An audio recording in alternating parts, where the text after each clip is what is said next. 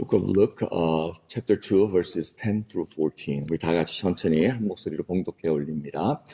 천사가 이르되 무서워 말라. 보라, 내가 온 백성에게 미칠 큰 기쁨의 좋은 소식을 너희에게 전하노라. 오늘날 다윗의 동네에 너희를 위하여 구주가 나셨으니 곧 그리스도 주시니라.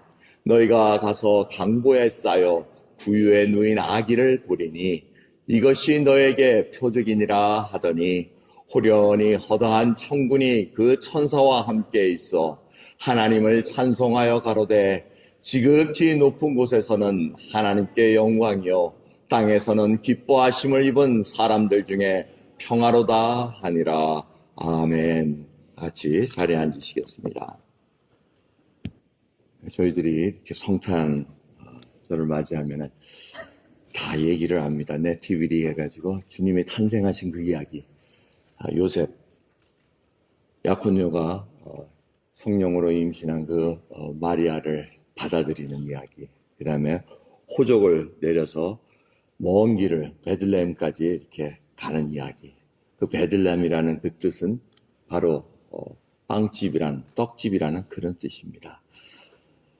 그 집에, 그 베들레헴에는 진정한 생명의 떡이 없었고 생명의 빵이 없었던데 그곳에 바로 예수님이 탄생한 그 얘기가 바로 우리의 메시지입니다. 근데 아이를 낳고는 강보에 쌓여 구유에 누인 아기라고 이렇게 얘기합니다. 이것이 바로 천사가 목동들에게 알려준 표적입니다. 지금 아이가 태어났는데 그 아이가 바로 구유에 놓여 있고 강보에 쌓여 있다고 얘기를 합니다. 근데 구유에 놓여 있고 강보에 쌓여 있는 이유는 사관에 있을 곳이 없음이라 하고 설명을 하고 있습니다. 호적을 하고 많은 사람들이 베들레헴으로 왔는데 사람이 너무 많아서 있을 곳이 없어서 지금 예수님께서는 구유 마옥간에 같이 짐승들과 같은 곳에서 태어났다고 이렇게 얘기를 합니다. 근데 이 강보라는 것이 여러분 잘 아실지 모르겠지만 이 강보는 베이비 클로스입니다. 그래서 이 강보는 유대인들이 어린아이가 태어나기 전에 어머니가 태교를 시키면서 이렇게 준비하는 그런 클로드입니다. 그래서 보시면 앞에 사진이 있습니다.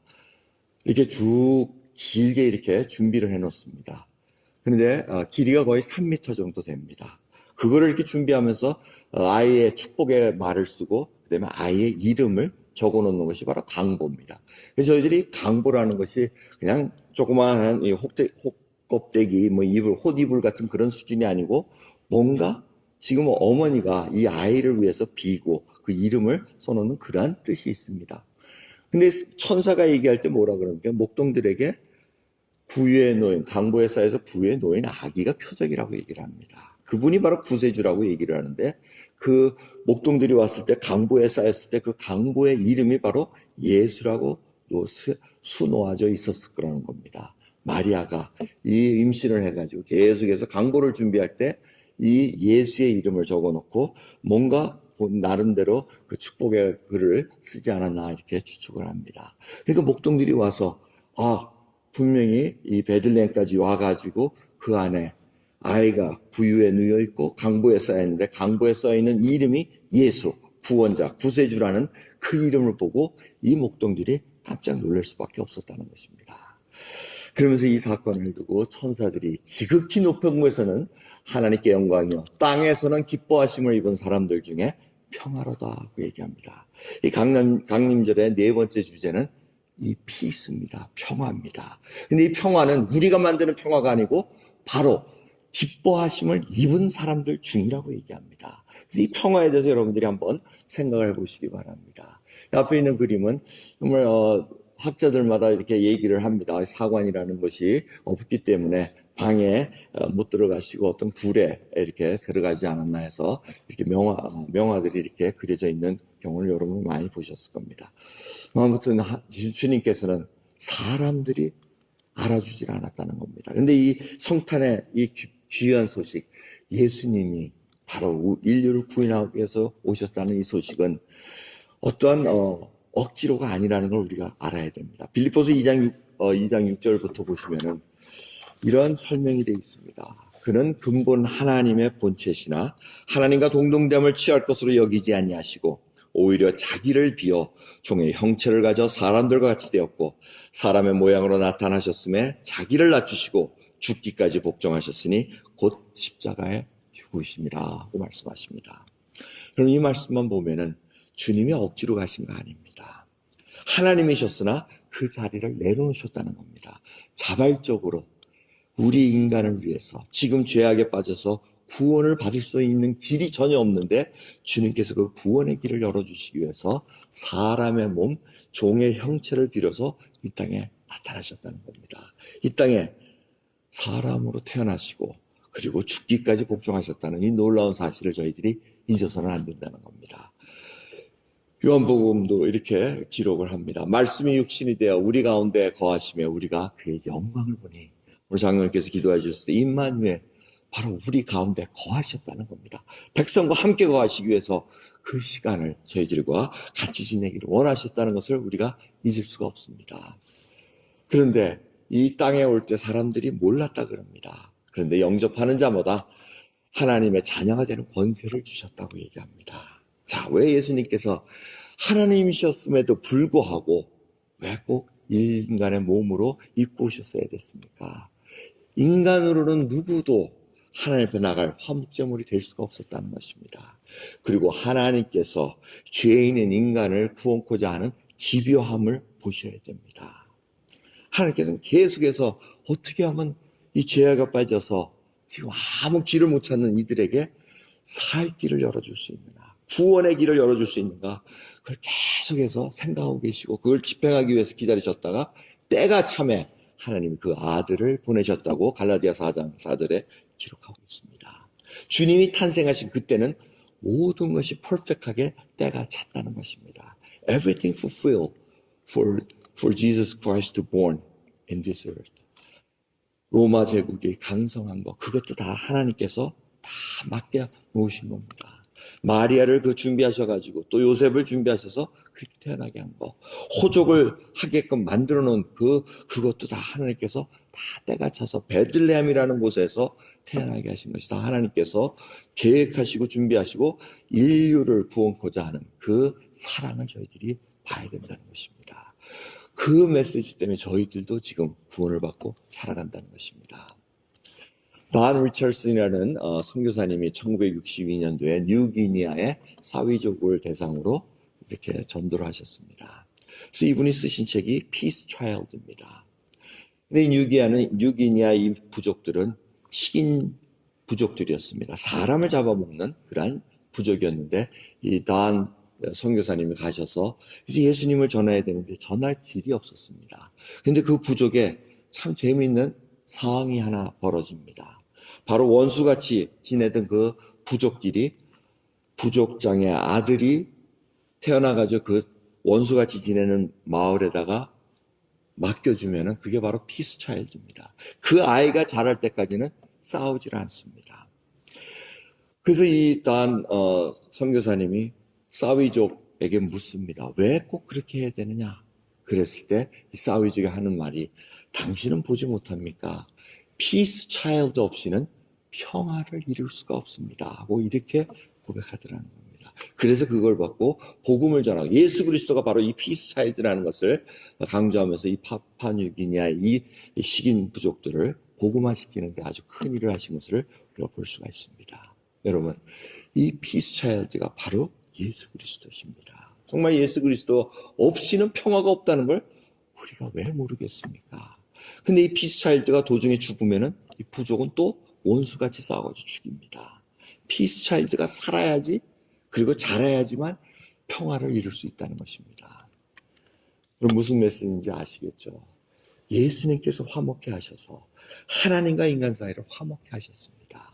죄 없으신 예수 그리스도가 우리의 죄를 대신해서 돌아가셨습니다.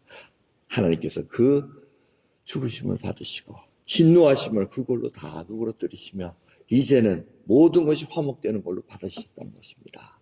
그 예수 그리스도는 지금도 우리 가운데 살아계시다는 것입니다. 그러기에 성도들 사이에는 평화가 있다는 것입니다. 지금 여러분들 마음속에 평화가 없다는 것은 계속해서 세상 풍조를 따라가고 정말 하나님의 말씀을 그냥 가볍게 여기는 그러한 마음이라면 여러분 마음속에 예수 그리스도가 살아계시는가 안 살아계시는가 그걸 여러분 점검해 봐야 된다는 것입니다.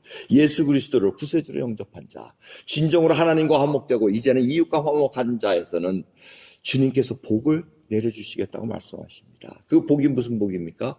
화평케 하는 자는 복이 있나니, 복이 있는 화평케 하는 자에게 복이요 하고 이렇게 얘기하십니다. 저는 하나님의 아들이라 일컬음을 받을 것이며 얘기합니다. 여러분, 예수 그리스도를 지닌 자, 피스 차일드를 자기의 삶에 지니고 있는 자는 화평케 할 수 있는 그 복을 누릴 수 있는 자라는 것입니다. 우리가 가는 곳마다 여러분 분란이 일어납니까? 평화가 일어나고 있습니까? 잘 생각해 보십시오. 내가 가는 곳마다 이간이 일어나고 분리가 일어나면 내 마음속에 예수 그리스도가 없다는 것입니다. 처음에는 분란이 일어날 수가 있습니다. 시어머니와 며느리가, 그리고 아버지와 아들이 이렇게 불륜을 이렇게 막 불화가 일어나지만 궁극적으로 이 참된 생명의 메시지를 받은 자가 변화된다는 것입니다. 그리고 진정한 예수 그리스도의 복음이 전할 때는 화평케 하는 메시지가 전달된다는 것입니다. 근데 이 평화라는 데피니션은 각자 틀립니다. 팍스 로마나라는 이 라틴어가 있습니다. 로마의 평화라는 그런 뜻입니다. 팍스라는 이 평화라는 라틴어입니다. 근데 이 로마가 얘기한 평화는 뭐였습니까? 팍스 로마나는 강국이었습니다. 힘으로 눌러붙어서 적군이 아무도 대적할 수 없는 그 힘으로, 물질로 다 평안하게 하는 것을 팍스 로마나라고 이렇게 얘기를 합니다. 그래서 팍스가 하나의 평화입니다. 근데 과연 그것이 성경에서 얘기하는 평화입니까? 강하게 억압해가지고 두려움, 공포로 해가지고 그 아무것도 대항 못하는 그것이 진정한 평화입니까? 그렇지 않다는 걸 여러분 잘 아시지 않습니까? 억눌리는 것이 평화가 아닙니다. 내세우지 못하고 나오지 못하는 것이 평화가 아니라는 것입니다. 유대인들이 얘기하는 샬롬이 있습니다. 내적인 것과 외적인 것이 다 충만한 시간입니다. 흔들리지 않고 동요함 없는 그런 것을 얘기합니다. 성경이 그 샬롬을 평화라고 얘기를 합니다.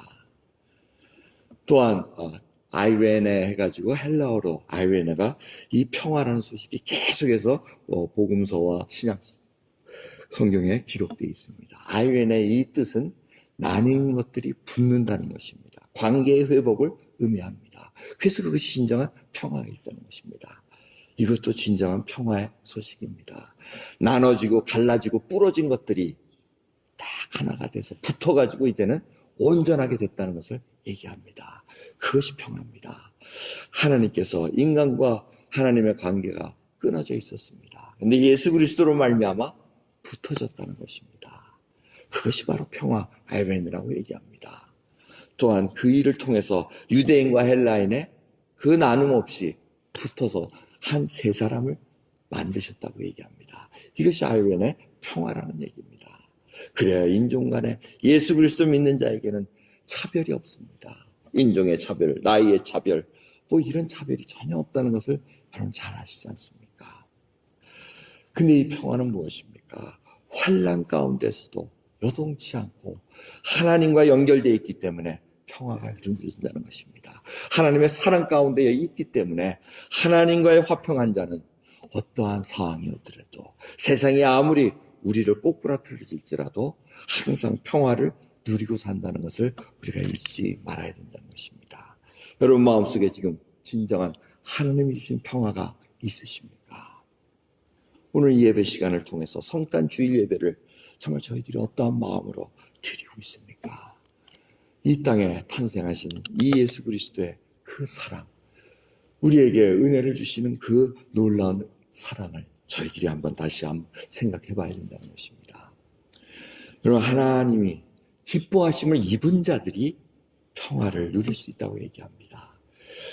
어쩌면 다윗이 이러한 것을 깨달은지 모르겠습니다. 사무엘하 7장 1절부터 보시면은 여호와께서 사방의 모든 대적을 파하사 다윗 왕으로 궁에 평안히 거하게 하실 때 왕이 선지자 나단에게 이르되 볼지어다 나는 백향문 궁에 거하거늘 하나님의 괴는 휘장 가운데 있도다 하고 합니다.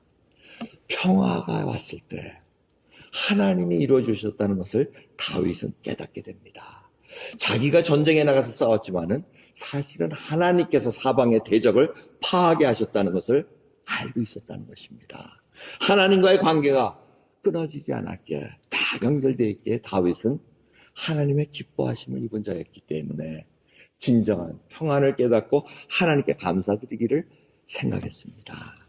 나는 좋은 궁전에 있는데 하나님은 저 커튼, 저 천막 속에 있으니 내가 어떻게 하면 좋을까? 하나님의 집을 만들어 드려야 되겠다 하고 이렇게 고백을 합니다. 하나님이 기뻐하셨다는 것을 우리가 압니다. 여러분, 우리는 하나님의 기뻐하심을 입은 자가 와야 돼야지 진정한 평화를 누릴 수 있다는 것입니다. 여러분 평안하시다고 생각하십니까? 그럼 그 평안은 누가 주셨습니까? 아니면 아직도 여러분 속에 마음의 갈등이 있고 환경이 아직도 하나님께서 대적을 다 파해 주셔야 되는 건데 우리가 하나님을 의지하지 않고 내 힘으로 이 적들을 파하겠다고 하면 쓰러질 수밖에 없다는 것입니다. 그러기에 이 다윗은 자기가 누리고 있는 평안이 어디서 왔는가, 이 평화가 어디서 왔는가 알고 있었다는 것입니다. 바로 하나님이셨다는 것입니다. 여러분, 그것이 바로 하나님으로부터 기뻐하심을 입은 자라는 것입니다. 여러분, 진정으로 오늘 평화가 있으시다면 그 평화를 누리게 하신 분이 누구신 것을 생각해 보시기 바랍니다. 그리고 그분을 위해서 그 베풀어 주신 하나님을 위해서 내가 무엇을 하는가, 정말 하나님 한 분을 위해서 내가 생명을 다하는가 돌이켜보는 그런 시간입니다. 로마서 12장 17절에 이렇게 또 저희들에게 말씀하십니다. 아무에게도 악으로 악을 갚지 말고 모든 사람 앞에서 선한 일을 도모하라. 할 수 있거든 너희로서는 모든 사람으로 더불어 평화하라 하고 말씀하십니다. 여기서 할 수 있거든 이런 말씀입니다. 참으로 모든 사람과 할 수 없다는 그 얘기를 하고 계십니다. 저희가 정말 힘이 듭니다. 진정한 하나님과 연결된 평화라면 이제 원수를 위해서도 악으로 대하는 것이 아니라 선으로, 왜 진노하신 그 모든 것을 갚으실 분은 하나님이라는 것을 믿고 저희들이 맡기기에 저희들과 진정한 평안이 있다는 것입니다. 그러기에 이 원수에게도 복을 빌어줄 수 있는 그런 하나님의 사람으로 서 있다는 것을 알려주신다는 것입니다. 여러분, 이 성탄절 정말 여러분 우리는 화평케 하는 그 메시지를 계속해서 전해야 됩니다. 이제 이번 주간에 여러분 성탄절에 가족들이 같이 모이고 또 친척들이 모이고 또 좋은 시간을 갖습니다.